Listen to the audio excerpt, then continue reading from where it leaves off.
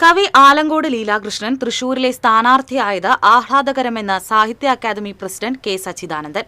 സച്ചിദാനന്ദന്റെ കാലിൽ തൊട്ടു വണങ്ങി LDF സ്ഥാനാർത്ഥിയുടെ പ്രചാരണ തുടക്കം.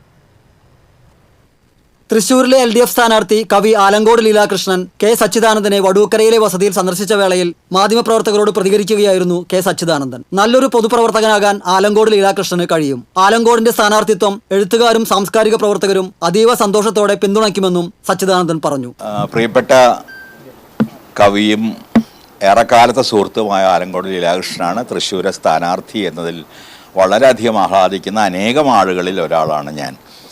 അദ്ദേഹത്തിൻ്റെ പ്രഭാഷണം കേൾക്കാത്തവരുണ്ടാവില്ല, അദ്ദേഹത്തിൻ്റെ കവിതകൾ വായിക്കാത്തവരുണ്ടാവില്ല. അതുകൊണ്ട് എഴുത്തുകാരുടെയും സാംസ്കാരിക പ്രവർത്തകരുടെയും ഒക്കെ പൂർണ്ണമായ പിന്തുണ ലീലാകൃഷ്ണന് തൃശ്ശൂരുണ്ടാകുമെന്ന കാര്യത്തിൽ എനിക്ക് സംശയമില്ല. ഒരു നല്ല പൊതുപ്രവർത്തകനാകാനുള്ള മാനസികാവസ്ഥയും തയ്യാറെടുപ്പും എല്ലാം തന്നെ ലീലാകൃഷ്ണൻ ഉണ്ട് എന്ന് വളരെ കാലത്തെ പരിചയത്തിൽ നിന്ന് എനിക്ക് നിശ്ചയമായിട്ടും അറിയാം.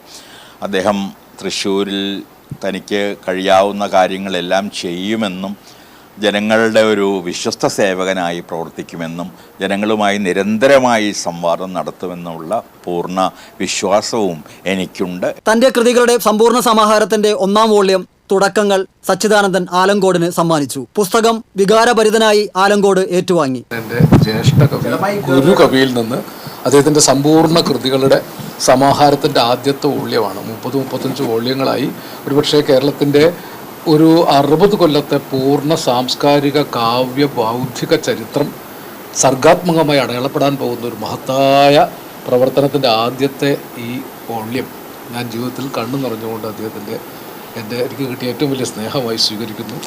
സച്ചിദാനന്ദന്റെ കാലിൽ തൊട്ടു വണങ്ങിയാണ് ആലങ്കോട് യാത്രയായത്. പി ബാലചന്ദ്രൻ MLA, മുൻ മന്ത്രി അഡ്വക്കേറ്റ് VS സുനിൽകുമാർ, സാറാമാർ റോബ്സൺ തുടങ്ങിയവരും ആലങ്കോടിനൊപ്പം ഉണ്ടായിരുന്നു. TCV തൃശൂർ.